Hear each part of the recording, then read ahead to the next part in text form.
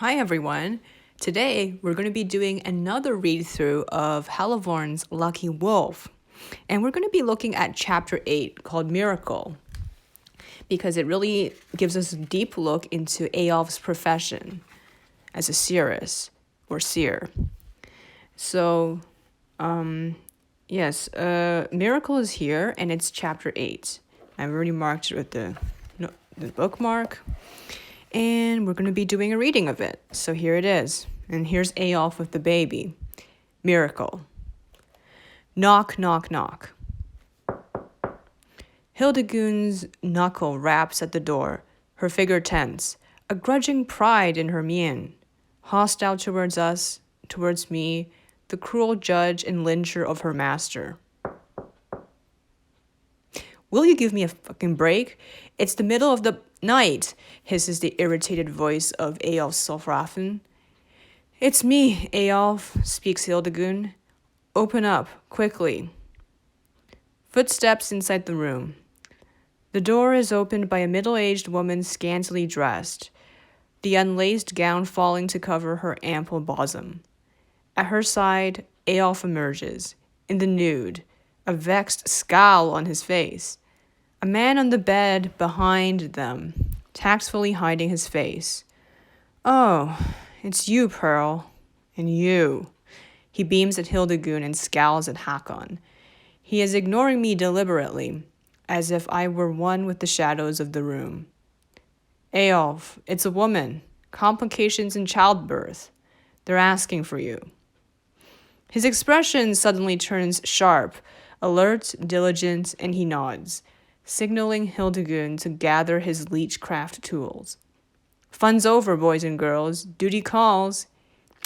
He blows a kiss to his bedmates while pulling on his trousers in a long light blue gown and girding his waist in the belt with the runes and pouches on the way out.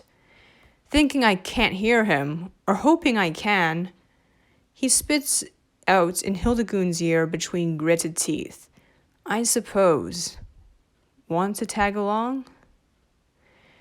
Gesturing with his chin towards me, as if not even bringing himself to say he, and then whispers something to her. Through the cracked door of the poor peasant's home, I see the woman struggling in the pains of birth, waxen-cheeked, sweated brow, swollen-eyed, with cry, the mask of exhausted resignation on her face. I sense anxiety, danger, a danger I cannot dispel. Out of my hands, out of my competence. I can only stand and watch, observing like a sentinel, critical like a judge, but ultimately powerless. She been like this all day. The babe ain't set head down, he said. The husband wrings his hands. My wife gonna die. I see the Sayodimar lying beside her, giving her concoctions to drink, caressing her.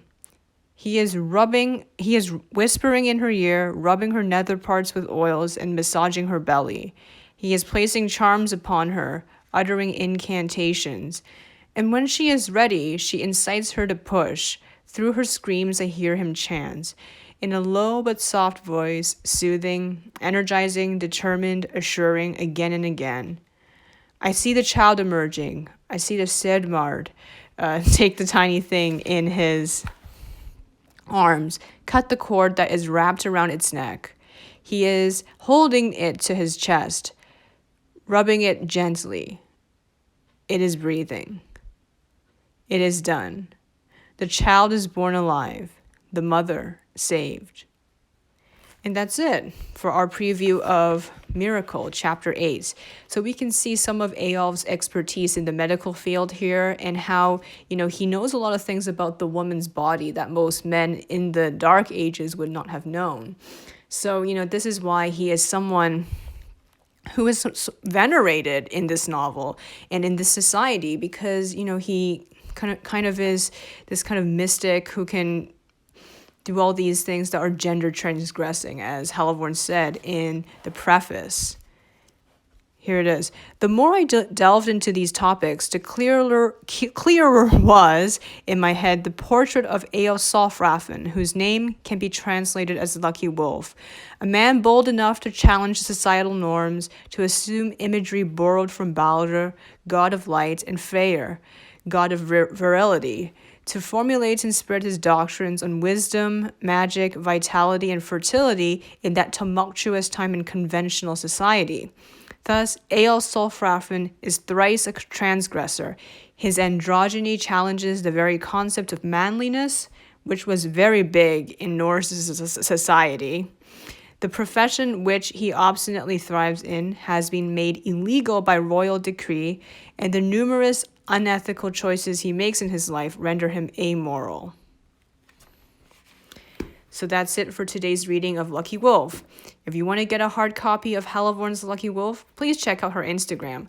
Links are in my description. And Helevorn's Instagram is @Helevorn_BOR. Bye.